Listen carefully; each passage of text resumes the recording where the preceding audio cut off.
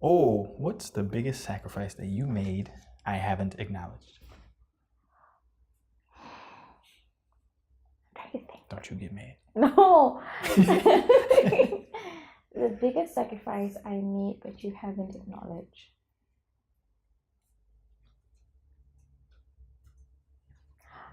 I can't think of any. I think you've always, what really struck me was the fact that you would always say thank you whenever I did something for you. You might not say it in words, but you would do small things like when I cook food, and you would always be there clean up. I don't have to ask you to do it. You clean it up, and stuff like that. And then, because of the way things are, both of us have to work, and the house is in a mess. Especially ever since you had Malcolm, it's been a right mess. And you've never once complained that, oh, this house is messy. I come back and I would feel that, but you would never say that. And the other day you said, well, I understand because you have to work. So I thought that, oh, that's nice. So whatever applies, I feel that you would never blame me for things which are not within my control. You know that if I didn't do it, it would be for a good reason. So yeah, no, I've never felt that you've not acknowledged any sacrifice that I made. Cool. Yeah. What about you? Same question for you, yo. Yeah, same question for you. I asked you, right? No, I asked you. Yeah, you asked me, I answered, so now I'm asking you. Is there any sacrifice that you made that you felt that I didn't acknowledge?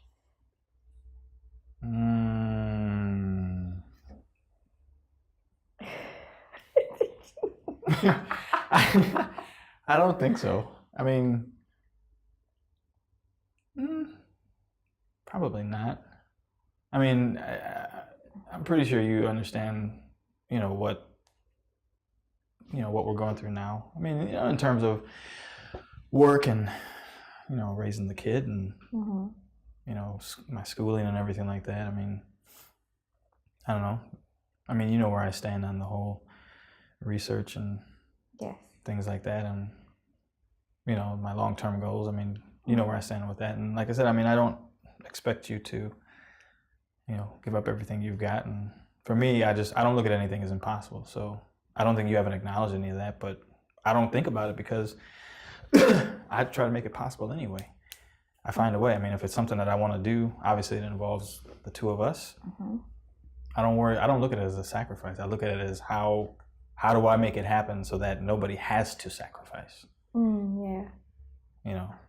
So just like with my research, if I end up doing research in Africa, okay, well, I've already been thinking about, okay, well, how do I make it so that you and Malcolm have regular access back here to see your parents? And you already know where I stand, that once I start researching in Africa, that's where they're going to bury my bones. I ain't going nowhere else. That's my home. Motherland is home for me. Just like, Indonesia, Nusantara be home. Oh, how have I surprised you with my approach to parenting? Oh boy. I don't know. I mean, I guess being that you're a first-time parent, you haven't freaked out or been like the usual helicopter parent where you're like an F-16 just like hovering over the boy all day long. So, I don't know. I guess, I mean, you just kind of took to it naturally. Like you were already a parent like myself before. So, just seemed kind of natural for you. Do you think I'm doing a good job though? He's not dead.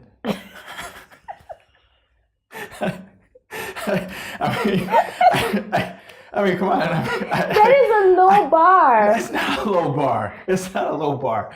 Look who you're talking to. I don't get into the whole subjective labeling. Okay. Am I doing a good job? Gold star nonsense. You know me. I deal with facts. He's healthy. He's developing. He grabs his feet on a regular basis, which I suppose that's a good thing because he's finding out he has toes, and he talks a lot, right? He has a big head, similar to yours, and he likes, he seems to be doing fine. He's happy, so I mean, what more could I ask for? Okay. So, What do you wish our son will learn from both of our cultural and religious upbringings?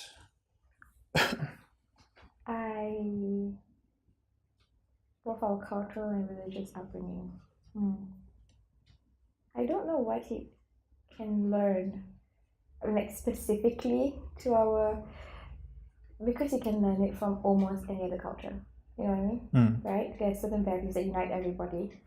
So, but I do want him to take pride in his ancestry. Okay, so like because he literally has the blood of kings and slaves in one body. You know, so I would want him to take pride in his African identity. I want him to take pride in being Indonesian, and I want him to take pride in being Malay. You know, I don't ever want him to feel like I have to assimilate and be as Chinese as possible, because we are in a Chinese dominated society. I don't want him to feel like, oh, when he goes back to the US, he has to be as white as possible, you know, and stuff like. At the same time, I don't want him to, feel that he's better than any other person just because he's of another, he's got another ethnicity in him or something. So I just really want him to be just don't be an ass when he grows up. Just don't be an ass. Like, that is the basic. I just want Malcolm to be a decent human being that does no harm to people unless they kind of deserve it. And I don't want him to be a doormat. Right. So I just want him to be like a really decent human being, so that at the end of his life he can look back and go like, yeah, I was a good person. In all my actions, I did the best I could. I did as little harm as possible. I lived a full and happy, rich life. I enriched the life of others. That's what I want him to take away from both our cultures. Whoa, why did you choose to murder me? Okay. Why did I choose to marry you? Because besides the fact that you make me incredibly happy, I think I really like myself when I'm with you. Go on. You make me laugh, like on a regular basis. But I think, yeah, I really like myself when I'm with you.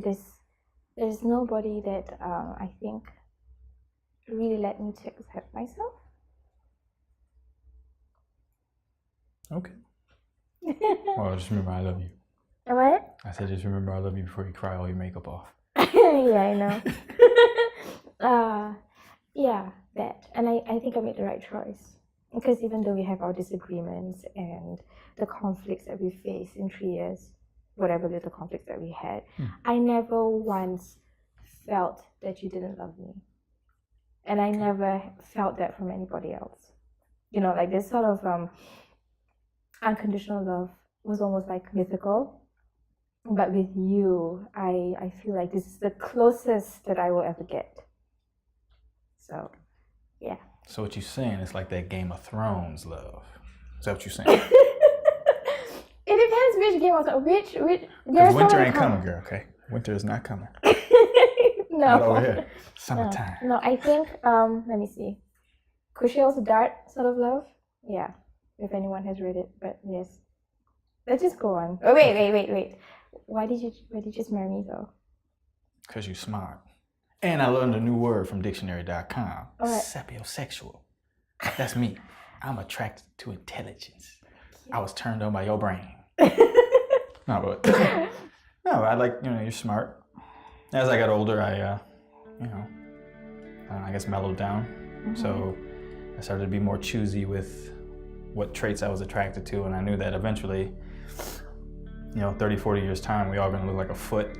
So looks won't really matter after a certain point.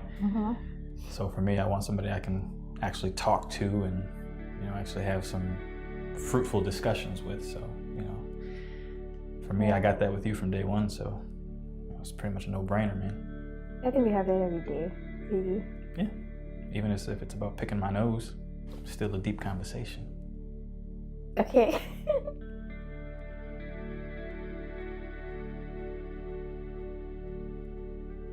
Gabriel and Ell reminded me that sometimes you can find love after love, that transcends different cultures, race, and traditions, only to find its way back home.